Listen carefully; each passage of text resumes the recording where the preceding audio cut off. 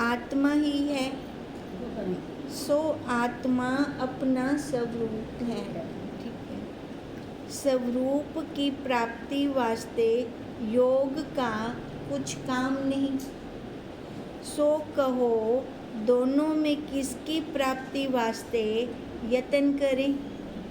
जड़ जड़ रहना है, चेतन चेतन रहनी है, तो फिर किसकी यत्न करें, है ना? किसको प्राप्त करने के लिए हम वो यत्न करें? इस प्रकार योग निष्प्रयोजन है। वशिष्ठ जी ने कहा ना योग करो, अब फिर योग तो निष्प्रयोजन हो गया, उसका तो कोई प्रयोजन ही ना रहा। तुम पद्म आदि आसनों का योग लिए शिष्यों को उपदेश करते हो और प्राणों का रोकना कहते हो। मैं कहता हूँ अपनी रुचि के अनुसार आसन करें व ना करें। अष्टावक्र जी कह रहे हैं लंबा सोएं या बैठे रहें, व चलें व खड़ा रहें, प्राणों को भी सुख नहीं, आने जाने देवे की रोके नहीं, मन को भी पीड़ा क्यों करें, है ना? वो तो सारी योगों को कट कर रही हैं अष्टावक्र जी। पर मन वाणी सहित मन वाणी के गोचर अगोचर को शिव रूप आत्मा जाने। अब क्या कह रहे हैं अष्टावक्र जी? योग करो या ना करो, बस सही से समझ बनो, है ना? सही सही हम जान लें, यह जानना ही योग्य है, करना कुछ नहीं है। जो कुछ है आगे ही सिद्ध है। अब कह रहे हैं जो कुछ है आगे ही सिद्ध है, पहले से है ना वो साक्षी। अब इसके लिए हम क्या योग करेंगे? खाली समझ आए हमें।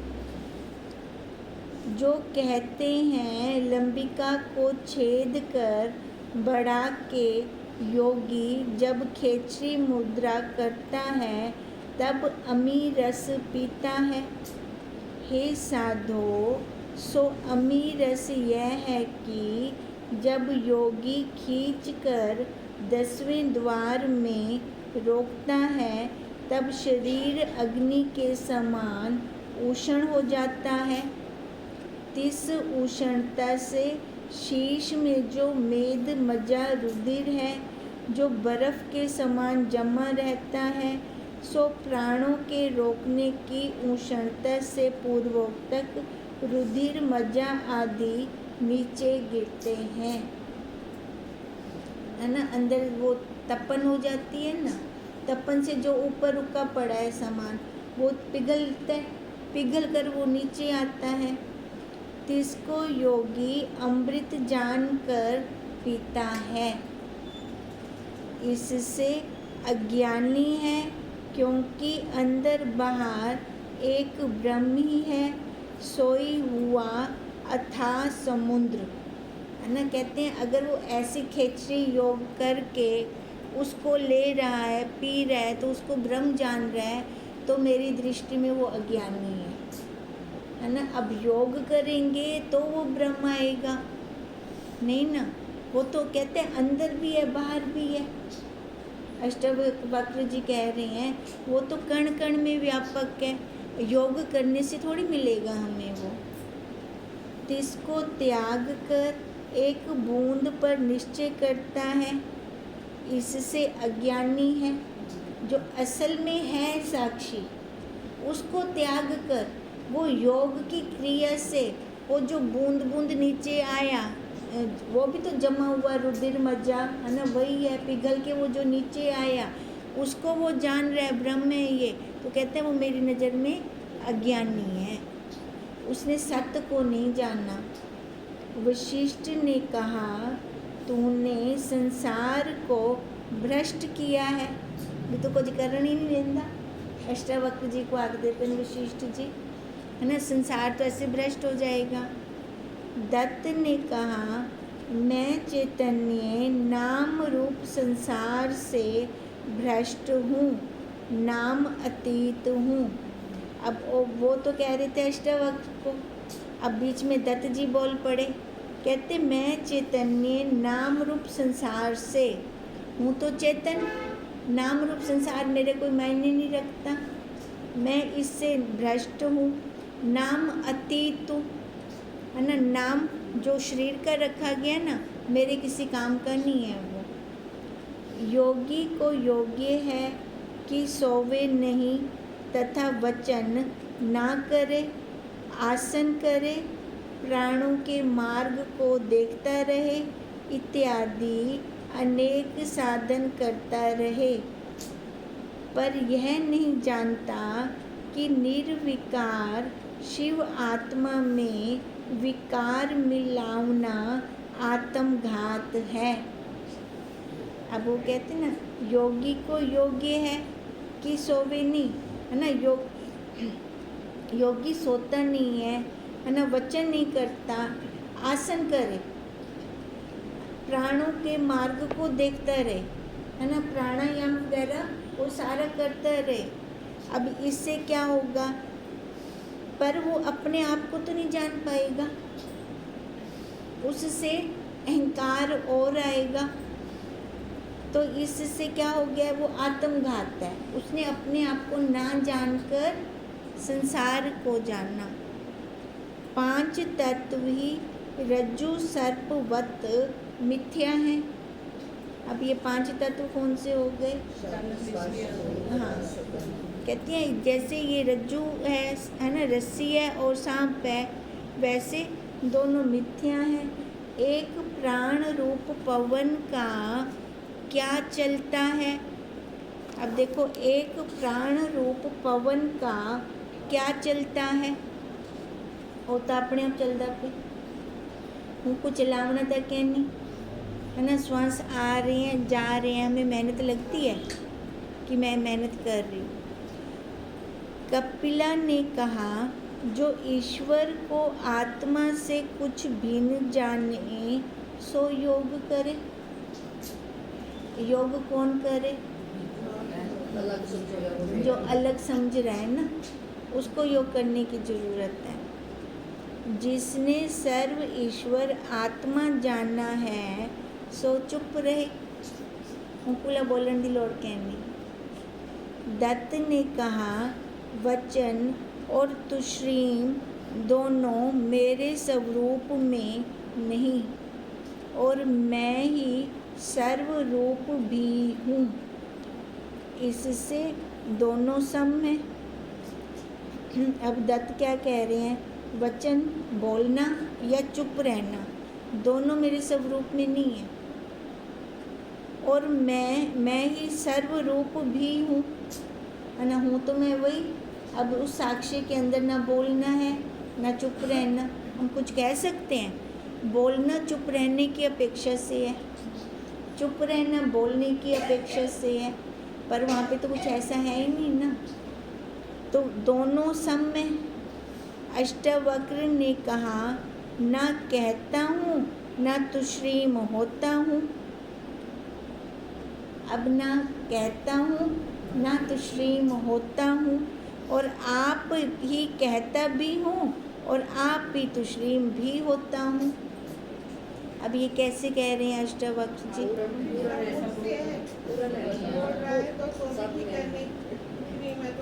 तो भी ठीक है। सारांश यह है कि दृष्टा, दर्शन, दृश्य आदि त्रिपुटी भी मैं ही चैतन्य ही हूँ, और त्रिपुटी रहित भी मैं ही हूँ।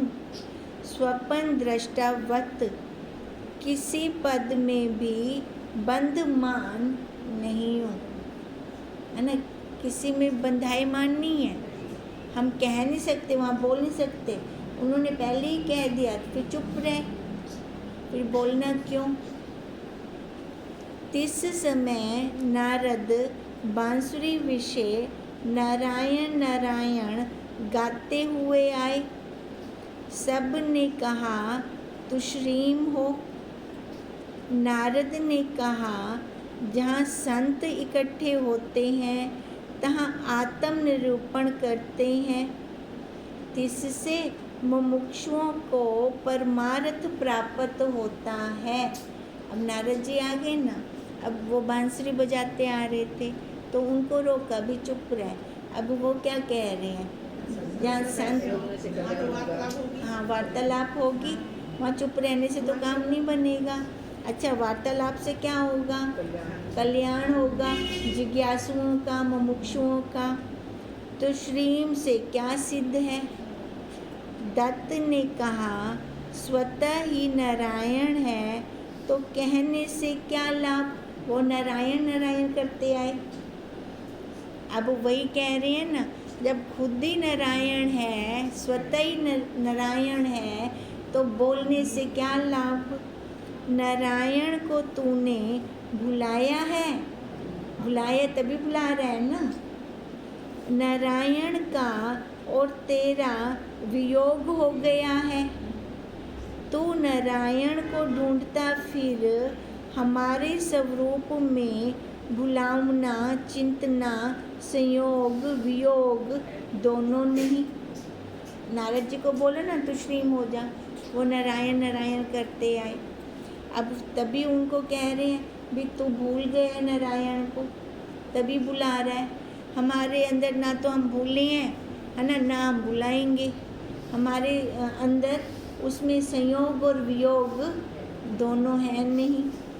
नारद ने कहा वैकुंठ में भी इस सभा की चर्चा हुई थी, सो संतों के दर्शन वास्ते विष्णु भी आते हैं।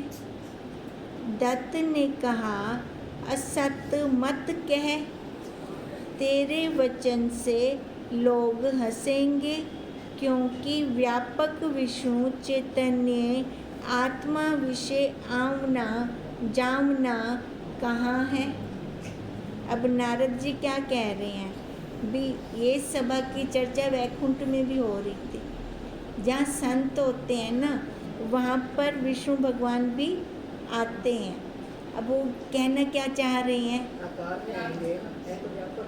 है व्यापक। वो कह रहे हैं जहाँ संत होते हैं वहाँ विष्णु भी आते हैं। अब इनके कहने का मतलब है ये नारायण नारायण करते खुद आए हैं कि मैं विष्णु आया हूँ। इनके कहने का मतलब ये है वहाँ आते हैं क्योंकि व्यापक विष्णु चैतन्य अब दत्त ने आगे क्या कहा भी असत मत कह, तेरे वचन से लोग हंसेंगे, क्योंकि व्यापक विष्णु चैतन्य आत्मा में आना और जाना है नहीं। उन्होंने तो कहा मैं विष्णु आया हूँ। हम विष्णु के मिलने की इच्छा नहीं रखते, क्योंकि विष्णु हमारा आत्मा है, हम विष्णु के आत्मा हैं। अपने आत्मा के मिलने जुदा होने की इच्छा कोई नहीं करता, है ना। अब हम कहीं भी जाएं, है ना, हम ये थोड़ी कहेंगे मेरा साक्षी घर रह गया या मैं अपने आप को घर भूल आई। औरों का नाम तो कह सकते हैं पर अपना नाम कह सकते हैं कभी। इस समय विष्णु ने आकर कहा, अब विष्णु भगवान भी आ गए। अब विष्णु ने आकर कहा जिसने मुझ व्यापक चैतन्य विष्णु को व्यापक जाना है सो अचिंतनीय मेरा रूप है ना। उसको चिंतन करने की कोई ज़रूरत नहीं है। तिस विषय और मेरे विषय कुछ भेद ही नहीं है, हम एक हो गए ना। दत्त ने कहा तुझको जाने बिना प्रथम क्या तेरा रूप नहीं। अब विष्णु भगवान ने क्या कहा, जिसने मेरे को जाना, है ना, तो हम दोनों अलग ना रहे, हम एक हो गए। अब दत्त भगवान ये कह रहे हैं जिसने तेरे को नहीं जाना वो तेरा रूप नहीं है क्या, तो उसमें नहीं है क्या। क्या घटाकाश को महाकाश जाने बिना प्रथम घटाकाश क्या महाकाश नहीं है, होता पहले ही वो है ना। हे नारद, परमेश्वर आप कहता है सर्व विष्णु है, तो आपको तिससे भिन्न नारद दास जानता है, तभी तू नारायण नारायण करता है। जब सर्व विष्णु है तब नारद कहाँ है? नारद ने कहा जब सब विष्णु है तो नारद भी विष्णु है, दास स्वामी भी विष्णु ही है ना। चाहे हम कहें चाहे ना कहें, है तो सब विष्णु ही है। जड़ भरत ने आकर कहा सर्व जड़ भरत है। अब जड़ भरत जी आ गए। विष्णु ने कहा ना जड़ भरत ना विष्णु, एक में चैतन्य अद्वैत वो हूँ। अब नाम आकार को छोड़ो, सीधे आधार पे आओ, एक को जानो। पर कहो जड़ भरत शब्द का अर्थ क्या है? कहा कि जड़ नाम आफुर चैतन्य का है। जड़, अब जड़ वो इसको नहीं कह रहे, जड़ किसको कह रहे हैं? जिसमें कोई फुरना ही नहीं है, आत्मा वो साक्षी, उसको ही जड़ कह रही हैं। आफुर, उसमें कोई फुरना नहीं है। जड़ नाम आफुर चैतन्य का है। भर नाम आनंद पूर्ण का है ना। जड़ भर, फिर ता का बताएंगे। अब भर जरा पूर्ण है, भरिया पे आनंद नाल भरिया पे। त का अर्थ सत्य है, इससे सत्य चित आनंद जड़ भरत का अर्थ है।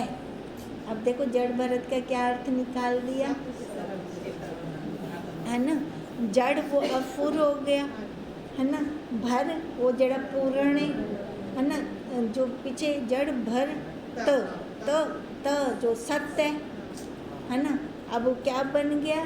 सत्य चित आनंद जड़ भरत का अर्थ है। अब जड़ भरत और एक योगी का संवाद चलेगा। जड़ भरत ने कहा हे सभा, एक समय मैं विचारता हुआ पर्वत में गया।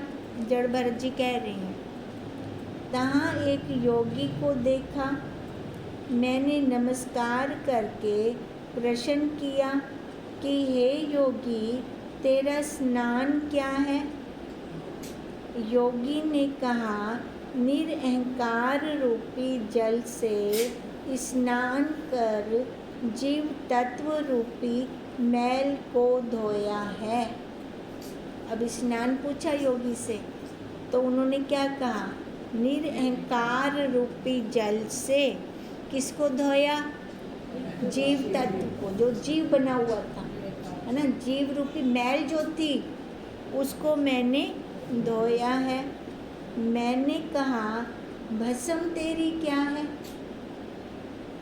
उसने कहा अपने नित्य सुख चिद्रूप आत्मा पृथक प्रतीति रूप काष्ठ को निज स्वरूप के सम्यक ज्ञान रूपी अग्नि से जलाकर भस्म लगाई है। अब उन्होंने भस्म पूछी। अब भस्म क्या कह रहे हैं कि अपने नित्य सुख चिद रूप आत्मा से अलग अब जितना भी दिखाई दे रहा है काष्ठ रूपी निज स्वरूप को, अब जितना भी अलग दिख रहा है वो लक्कड़ है, काष्ठ है। अब उसको मैंने स्वरूप के सम्यक ज्ञान से जला दिया, जलाकर वो अग्नि वो भस्म लगाई है। मैंने कहा आसन तेरा कौन है?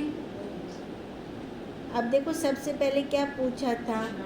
स्नान पूछा, फिर भस्म पूछी, अब आसन। आसन तेरा कौन है? कहा सर्व माया से लेकर देह पर्यंत दृश्य जगत की उत्पत्ति स्थिति संहार का आसन नाम आधार मैं चैतन्य हूँ। अब आसन क्या बताया? सर्व माया से लेकर देह पर्यंत दृश्य, जितना भी जगत का देख रही हैं। अब जगत के अंदर क्या चल रहा है? उत्पत्ति स्थिति और लय, ये चल रहा है। ये इस संसार का आसन, उत्पत्ति स्थिति लय का आसन नाम आधार, इन सबको देखना, यो आसन करना। मैं आसन क्या करना? साक्षी बनकर देखना, ये भी तो आसन है ना। आसन नाम आधार मैं चैतन्य हूँ।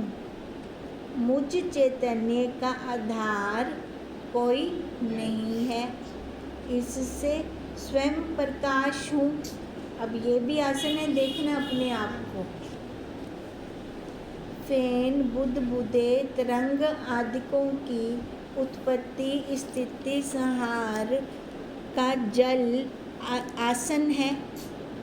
जल से भूषण का आसन, जल से स्वर्ण का आसन भूषण है। जल से स्वर्ण का आसन देखो, भूषण का आसन, पहले वो तो जल का हो गया, ठीक है। अब आगे है भूषण का आसन। स्वर्ण का आसन भूषण है, सोने का है ना, उससे बनाया ना हमने। वह तरंग आदिकों का आसन जल है। इत्यादि अनेक दृष्टांत हैं। वह सर्व कार्य वर्ग में कारण स्थित होता है ना। हर कार्य का कारण होगा पहले, है ना। अब अंगूठी का कारण पहले सोना होगा, अंगूठी कार्य तो वो पहले है। मटका कार्य, इसका कारण मिट्टी, वो पहले है। सर्व कार्य कारण नाम रूप प्रपंच मेरा आसन है। इनको देखना, ये सारा क्या है? आसन। हम देख रहे हैं ना, आसन कर रही हैं। वह अचल स्थिति ही मेरा आसन है। अचल जो चलायमान ना हो, हाँ, विश्व रूप परमात्मा, अपना साक्षी भाव, हमेशा इस पे दृष्टि रखनी, ये भी आसन है। मैंने कहा आना जाना तेरा कहाँ से हुआ है? उसने कहा आकाश के समान पूर्ण हूँ। मुझ चैतन्य में आना जाना है नहीं। जैसे सुवर्ण का भूषणों में आना जाना नहीं, रज्जु का सर्प आदिकों में आना जाना नहीं।